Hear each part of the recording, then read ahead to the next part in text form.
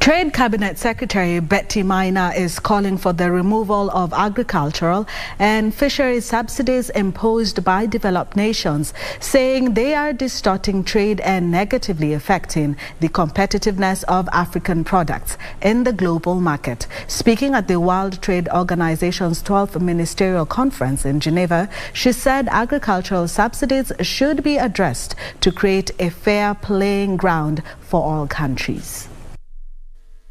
Ministers from more than 100 countries have been holding talks at the Global Trade Watchdog's headquarters in Geneva this week for the first time in more than 4 years. The WTO members have been negotiating and discussing multiple subjects, including response to the pandemic, a waiver on intellectual property rights for COVID vaccines and other products, fishery subsidies, food security, agriculture, e-commerce and WTO reforms. The greatest lesson learned has been the susceptibility of the global supply chains to disruptions and the unpreparedness of WTO members to mitigate these disruptions. With only a few hours left for the closing ceremony, negotiators are still trying to reach a consensus on food security, fishing and vaccines.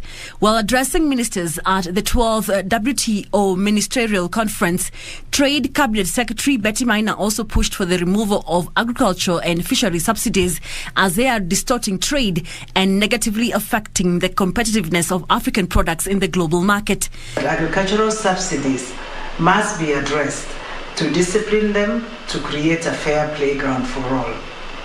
With regard to the fishery subsidies, Kenya anticipates that the conference will send an unequivocal message on the mutual supportiveness of trade and environment by reaching a meaningful agreement that will also reflect a commitment of the SDG 14.6.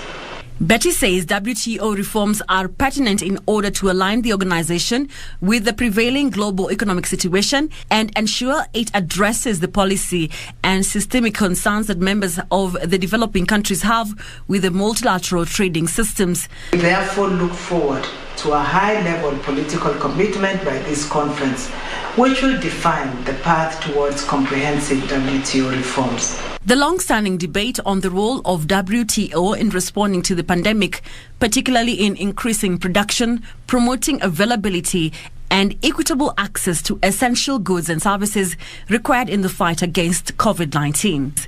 Caroline Jenga for Primetime Edition.